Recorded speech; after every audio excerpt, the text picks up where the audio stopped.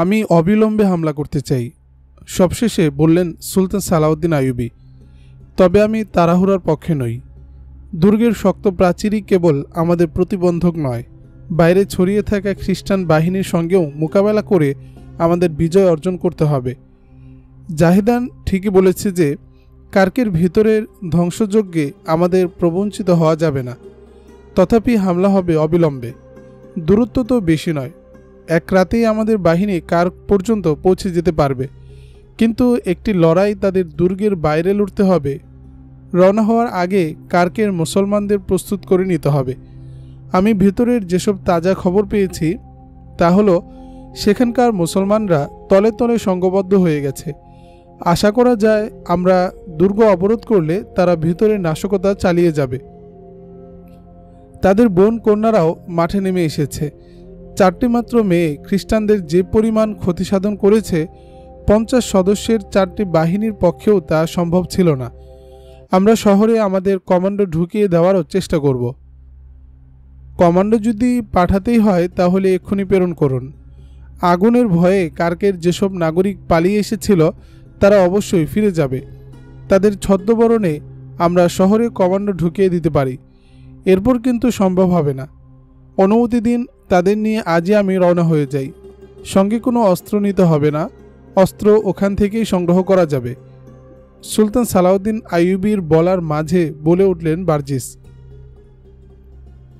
সিদ্ধান্ত হলো আজ রাতেই বার্জিসের নেতৃত্বে কমান্ডো রওনা করা হবে। যতদূর পর্যন্ত ঘোড়া নিয়ে যাওয়া সম্ভব ঘোড়ায় চড়ে যাবে, তারপর পায়ে হেঁটে। সঙ্গে কিছু অতিরিক্ত লোক যাবে, তারা ঘোড়াগুলোকে মাঝপথ থেকে ফিরিয়ে আনবে। তৎক্ষণাৎ জাহিদানকে নির্দেশ দেওয়া হলো, বার্জিসের নির্দেশনা মোতাবেক কমান্ডোদের অসামরিক পোশাকের ব্যবস্থা করো এবং সন্ধ্যার পর রওনা করিয়ে দাও। সেনা কমান্ডারদের জরুরি নির্দেশনা দিতে শুরু করেন সুলতান সালাউদ্দিন আইয়ুবী।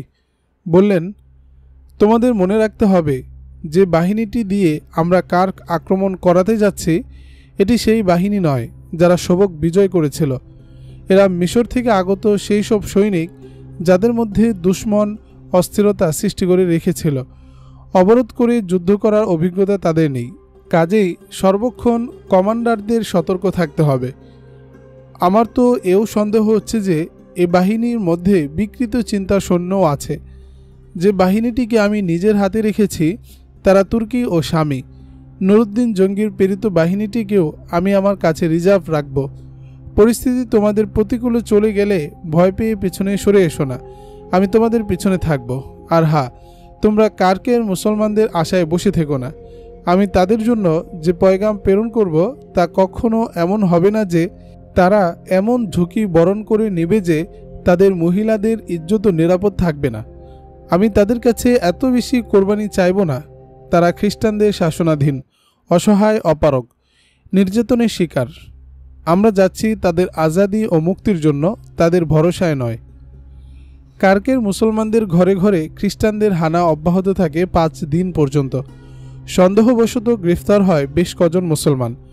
বেগার ক্যাম্পের যে কয়েদিদের মুক্তি দেওয়ার ওয়াদা দিয়ে আগুন নেভাতে নেওয়া হয়েছিল, মুক্তি দেওয়া হয়নি তাদের। মুসলিম নির্যাতনের নতুন মাত্রা যোগ করেছে খ্রিস্টানরা। অগ্নিকাণ্ডে তাদের ক্ষয়ক্ষতি ছিল অস্বাভাবিক। তাদের জানা ছিল যে মুসলমান ছাড়া এমন দুঃসাহসী অভিযান চালাতে পারে অন্য কেউ এমন নেই। গ্রেফতারকৃতদের 2 জন হল ওসমান সালেমের বন্ধু। মেয়েদের মুক্তি অভিযানে শরিক ছিল তারা। নির্মম নির্যাতন চালানো হয় তাদের উপর।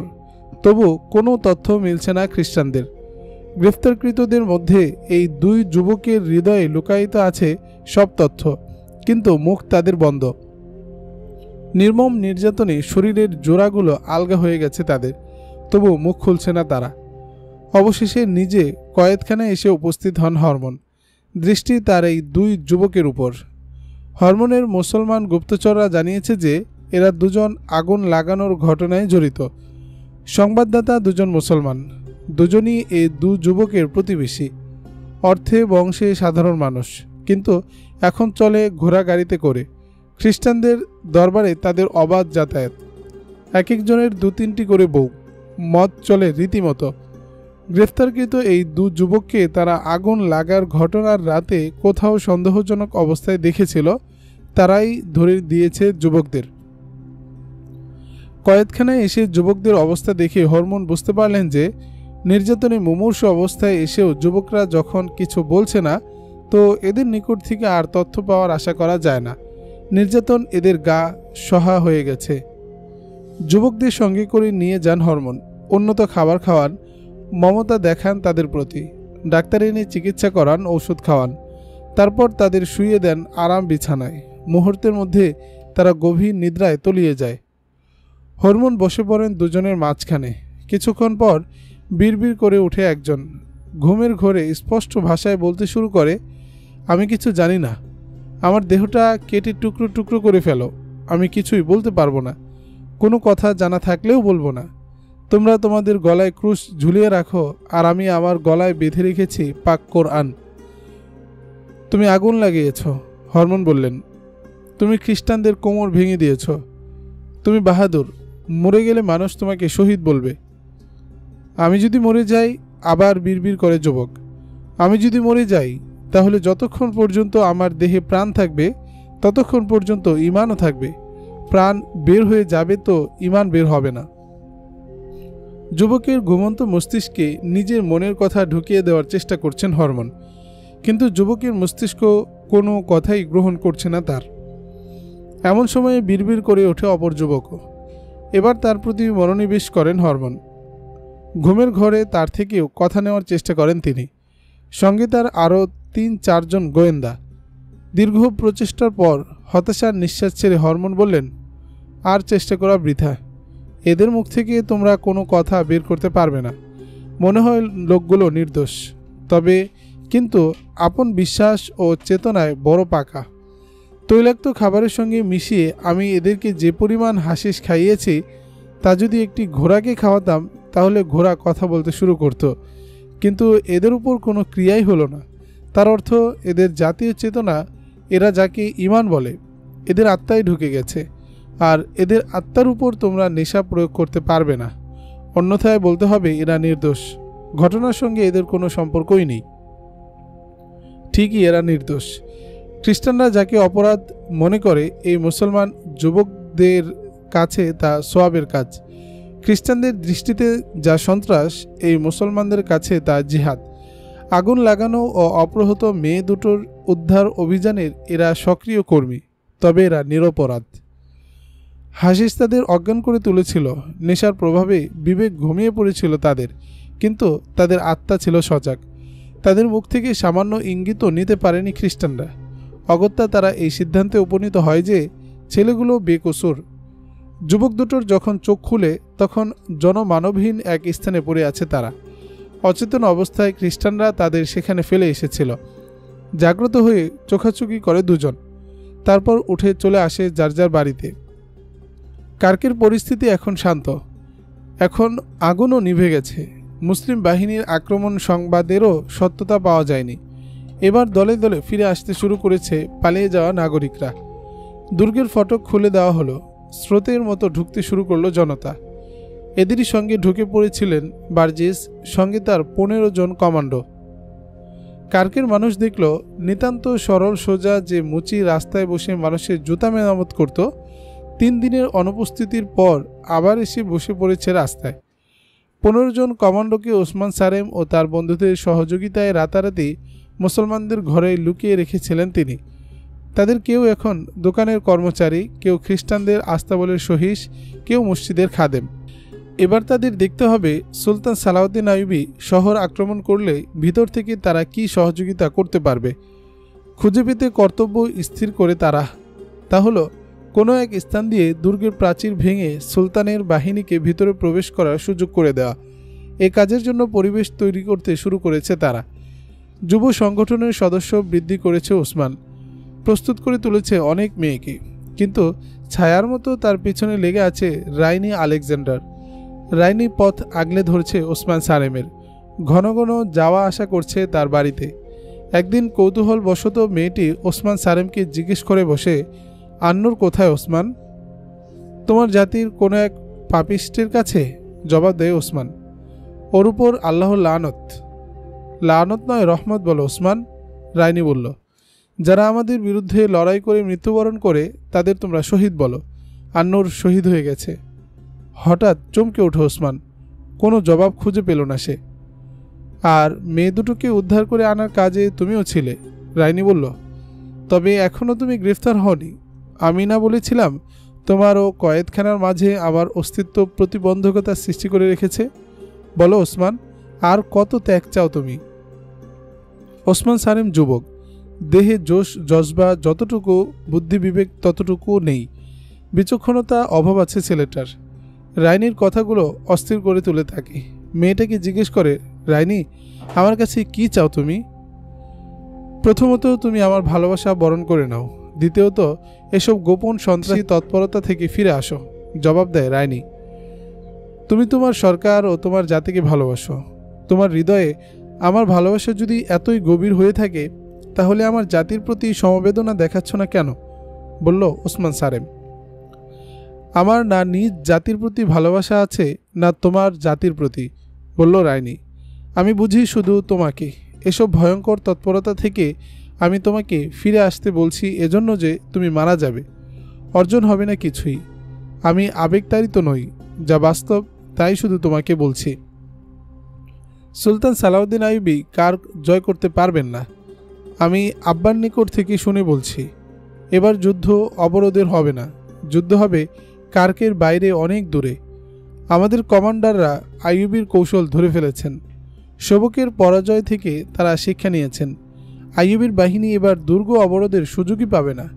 এমত অবস্থায় তোমরা যদি শহরের ভিতর থেকে কোনো তৎপরতা চালাও, তাহলে ফল একটাই, তোমরা হয়তো মারা পড়বে কিংবা ধরা খেয়ে অবশিষ্ট জীবন আমাদের বন্দিশালার অন্ধকার প্রকোষ্ঠে ধুকে ধুকে অতিবাহিত করবে। আমি তোমাকে শুধু জীবিত ও নিরাপদ দেখতে চাই। মনোযোগ সহকারে রাইনির কথাগুলো শোনে ওসমান সারেম। তারপর অবনত মস্তকে হাঁটা দেয় সেখান থেকে। আবারও রাইনির কণ্ঠ শুনতে পায় ওসমান। ভেবে দেখো ওসমান, ভেবে দেখো। বিধর্মী মেয়ে বলে আমার কথাগুলো ফেলে দিও না ভাই। আমি আপনাদের আবারও স্মরণ করিয়ে দিতে চাই যে কার্ক আর শোবক এক নয়। শেষবারের মতো নির্দেশনা দিতে গিয়ে কমান্ডারদের উদ্দেশ্যে বললেন সুলতান সালাউদ্দিন আইয়ুবী। খ্রিস্টানরা এখন আগের চেয়ে বেশি সজাগ ও সতর্ক। আমি গুপ্তচর মারফত জানতে পেরেছি যে একটি যুদ্ধ আমাদের কার্কের বাইরে লড়তে হবে। শহরের ভিতর থেকে মুসলমানরা যদিও কোনো গোপন তৎপরতা চালায়, বোধহয় তা আমাদের উপকারে আসবে না। তার পরিণতি এও হতে পারে যে লোকগুলোর জীবন বিপন্ন হয়ে পড়বে। আমি তাদেরকে এত কঠিন পরীক্ষায় ফেলতে চাই না। তীব্র আক্রমণই তাদের রক্ষা করার একমাত্র পথ। এরূপ আরও কিছু জরুরি উপদেশ দিয়ে কার্ক অবরোধকারী সৈন্যদের রওনা করার আদেশ দেন সুলতান সালাউদ্দিন আইয়ুবী। সূর্যাস্তের পর বাহিনী রওনা হলো।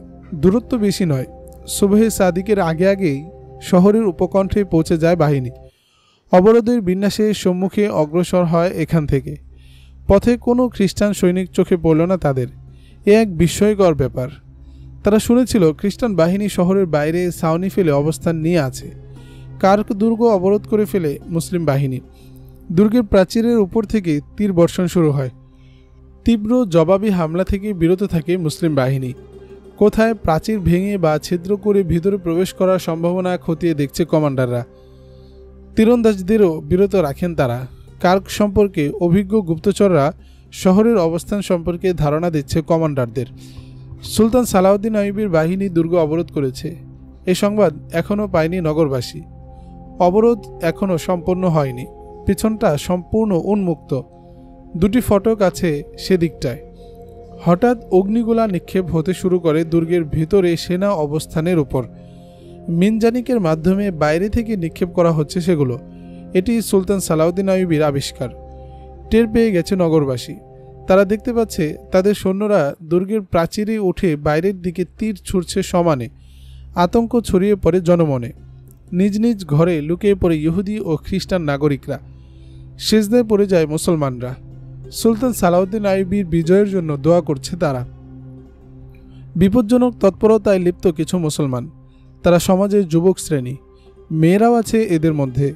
আছে সুলতান সালাউদ্দিন আইয়ুবীর 15 জন কমান্ডো। নগরবাসীর অস্থিরতার সুযোগে এক স্থানে সমবেত হয়েছে। এ দুর্গের প্রধান ফটক খুলে দেওয়ার কিংবা ভেঙে ফেলার জন্য প্রস্তুতি গ্রহণ করছে তারা। ফটক ভাঙার জন্য গোলা ছুড়ল মুসলিম বাহিনী। মোটা কাঠের তৈরি মজবুত ফটক, কাঠের উপর লোহার পাত মোড়ানো। গোলার আঘাতে ভাঙল না দুর্গের ফটক। ওপর থেকে বৃষ্টির মতো তীর ছুঁড়ে চলছে খ্রিস্টানরা। অনেক দূর পর্যন্ত গিয়ে আঘাত হানছে তীর। কামানের সাহায্যে গোলা নিক্ষেপ করা হচ্ছে, যেখান থেকে তীর পৌঁছে যাচ্ছে সে পর্যন্ত। তীরের আঘাতে শহীদ হয়ে গেছে কয়েকজন মুসলিম সৈনিক, আহত হয়ে পড়েছে অনেকে। আত্মরক্ষার জন্য কামানগুলো সরিয়ে নেওয়া হয় আরও পেছনে। ব্যর্থ হয়ে পড়ে গোলা নিক্ষেপের প্রক্রিয়া। প্রাচীরের উপর অবস্থিত দুশমনদের উপর তীর নিক্ষেপ করার নির্দেশ পায় মুসলিম সৈনিকরা। ওপর দিক থেকে তীর ছোড়াছুড়ি চলতে থাকে দিনভর। শূন্যে তীর উঠতেই দেখা যাচ্ছে শুধু। ক্ষয়ক্ষতি বেশি হচ্ছে মুসলমানদের। প্রাচীর ভাঙার প্রচেষ্টা অব্যাহত রাখে মুসলমানরা। বিশেষজ্ঞরা ঘুরে ফিরে দেখার চেষ্টা করে চারদিক, কিন্তু তীরের জন্য কাছে ভিড়তে পারছে না তারা। সন্ধ্যার খানিক আগে 8 জনের একটি দল এগিয়ে যায় সামনের দিকে। এখনও প্রাচীর পর্যন্ত পৌঁছতে পারেনি তারা। হঠাৎ ঝাঁকে ঝাঁকে তীর ছুটে আসে উপর থেকে, সেই সাথে আসে বর্ষা। শহীদ হয়ে যায় 8 জন জানবাজের সব কজন। একাধিক তীর বর্ষা বিদ্ধ হয় তাদের এক এক জনের গায়ে। রাতের প্রথম প্রহর। রাইনি তার ঘরে বসা, অবসন্ন দেহে ঘরে আসে তার পিতা। রাতেই আমার ডিউটি আছে, তাড়াতাড়ি উঠতে হবে বলেই বিছানায় গা এলিয়ে দেন তিনি। বালিশে মাথা রেখে তিনি বললেন, সংবাদ পেয়েছি শহরের মুসলমানরা ভিতর থেকে ভয়ানক কিছু একটা করতে যাচ্ছে। প্রতিটি মুসলিম পরিবারের উপর নজর রাখতে হচ্ছে বলেই ঘুমিয়ে পড়ে রাইনির পিতা। কিছুক্ষণ পর করাঘাত পড়ে দরজায়। চাকরের পরিবর্তে উঠে গিয়ে দরজা খুলে রাইনি। একজন বিত্তশালী মুসলমান বাইরে দাঁড়িয়ে, নতুন বড়লোক, খ্রিস্টানদের দালালি করে আঙ্গুল ফুলে কলা গাছ। রাইনি লোকটাকে চেনে, তাই আগমনের হেতু জিজ্ঞেস না করেই বলল, আব্বা এইমাত্র ঘুমিয়ে পড়েছেন, জাগবেন কিছুক্ষণ পর। সংবাদটা আমাকে বলে যান, আমি আব্বাকে বলবো। আগন্তুক বলল, না, ওনার সঙ্গে আমার সরাসরি কথা বলতে হবে, অত্যন্ত গুরুত্বপূর্ণ কথা আছে। কথাটা আমি জানতে পারি কি? জিজ্ঞেস করে রাইনি। মুসলমানদের বেশ কিছু যুবক যুবতী এই আজ রাতে ভিতর থেকে প্রাচীর ভেঙে আইয়ুবীর বাহিনীকে ভিতরে ঢুকবার সুযোগ করে দেওয়ার পরিকল্পনা নিয়েছে, জবাব দেয় আগন্তুক। আমি বন্ধু সেজে তাদের কাছে গিয়ে এ তথ্য সংগ্রহ করেছি। আমি আরও সংবাদ পেয়েছি যে এদের সঙ্গে বাইরে থেকে আসা কমান্ডোও আছে। সবচেয়ে চাঞ্চল্যকর তথ্য হলো, ওই যে মুচিটি রাস্তায় বসে জুতা মেরামত করে, লোকটা আইয়ুবীর গুপ্তচর, নাম বার্জিস। তথ্যগুলো আমি তোমার পিতাকে জানাতে চাই, যাতে সময় থাকতে তিনি ব্যবস্থা নিতে পারেন। রাইনি কয়েকজন মুসলমানের নাম উল্লেখ করে উসমানের নাম বলে জিজ্ঞেস করল, এ ছেলেটাও কি অভিযানে আছে? আছে মানে? সারেমের পুত্র ওসমানই তো এই দলের নেতা, আর তার নেতা হলো ইমাম রাজি, জবাব দেয় আগন্তুক। আপনি খানিক পরে আবার আসুন, আব্বাকে একটু ঘুমোতে দিন, অনুযোগী স্বরে বলল রাইনি। কিন্তু যেতে চাচ্ছে না দালালটা। খ্রিস্টানদের খুশি করে পুরস্কার গ্রহণ করার এটি তার এক মোক্ষম সুযোগ। সুযোগটা হাতছাড়া করতে চাইছে না লোকটা যে কোরআনের পরিবর্তে ক্রুশের অফাদার, বিষয়টা জানে না মুসলমানরা। তথ্যটা ভুল নয়। আজ রাতেই প্রাচীর ভাঙার পরিকল্পনা হাতে নিয়েছে মুসলিম যুবক ও কমান্ডোরা। এই গোপন বৈঠকে উপস্থিত ছিল বেশ কজন আলেম ইমাম। ছিল এই দালাল মুসলমানটাও। সবচেয়ে বেশি আবেগ জাহির করেছিল এই লোকটা দুশমনের পোষা সাপ হতে পারে, কল্পনাও করেনি কেউ। ফিরে যেতে চাইছে না লোকটা। ভাবনায় পড়ে গেল রাইনি। মনে বুদ্ধি আটে মেয়েটা। তাকে ভিতরে বসতে না দিয়ে চলুন বলে হাতের ইশারায় নিয়ে যায় বাইরে। ঘটনাটা বিস্তারিত বলুন বলে লোকটার পাশাপাশি হাঁটতে শুরু করে মেয়েটা। নিয়ে যায় একটি কূপের ধারে। রোমাঞ্চ অনুভব করে লোকটি। এত বড় একজন অফিসারের একটি রূপসী মেয়ে হাঁটছে তার পাশাপাশি। লোকটা ভাগ্যবান মনে করে নিজেকে। কূপের পাড়ে গিয়ে দাঁড়ায় রায়নি। লোকটাও দাঁড়িয়ে আছে তার পাশ ঘেঁষে। কথা বলছে দুজনেই তাকিয়ে আছে কূপের প্রতি। আলতো পরশে লোকটার কাঁধের উপর নিজের ডান হাতটা রাখে রায়নি। উষ্ণতা অনুভব করে লোকটা। মুখের কথা বন্ধ হয়ে যায় তার। চলে যায় অন্য জগতে। কাঁধ থেকে হাতটা আস্তে আস্তে নিচে নামিয়ে আনে রায়নি। লোকটার পিঠ বরাবর এসে থেমে যায়। নিজে খানিকটা সরে আসে পিছনে। অমনি একটা ঠেলা, লোকটা পড়ে যায় কূপের ভিতর। কূপটা যেমন নোংরা তেমনি গভীর। একটা চিৎকার ভেসে আসে রাইনির কানে, থরম শব্দের সঙ্গে মুহূর্তের মধ্যে মিলিয়ে যায় তার আত্মচিৎকার। বিজয়ের হাসি ফুটে ওঠে রাইনির মুখে। ওসমান সারেমকে মৃত্যু মুখে নিক্ষেপ করতে পারত এমন একটি তথ্য কূপের গভীরে ডুবিয়ে দিতে সক্ষম হয়েছে, এই তার আনন্দ। সেখান থেকেই রাইনি দ্রুত ছুটে যায় ওসমান সারেমের ঘরে। ওসমান ঘরে নেই, জিজ্ঞেস করে মাকে। ওসমানের মা জানালেন ছেলেটা সন্ধ্যার পরপরই কোথায় যেন গেল, এখনও ফিরেনি। ঘটনাটা বুঝে ফেলে রাইনি।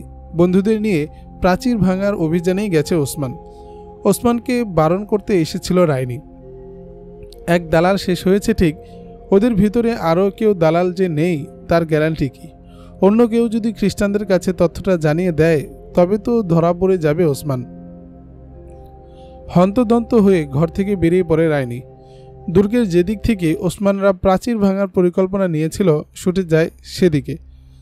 যে মুসলমানটিকে রাইনি কূপে নিক্ষেপ করে এসেছে সে তাকে বলেছিল আইয়ুবের কমান্ডোরা প্রাচীরের উপরে উঠে তীরন্দাজ খ্রিস্টানদের এমনভাবে হত্যা করে ফেলবে যে কেউ টেরই পাবে না।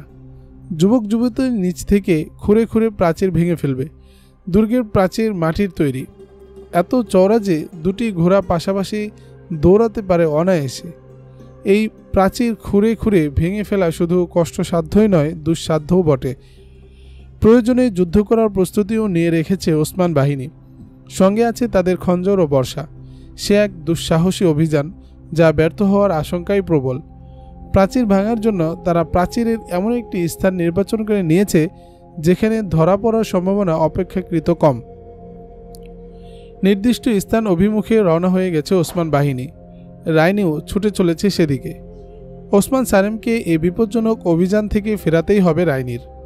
রাইনি নিশ্চিত লোকগুলো ধরা পড়বে আর ওসমান সারেম মারা যাবে। ওসমান বাহিনী যাচ্ছে এক পথে আর রাইনি ধরেছে অন্য পথ। ওরা যাচ্ছে ধীরগতিতে সন্তর্পণে আর রাইনি যাচ্ছে দৌড়িয়ে।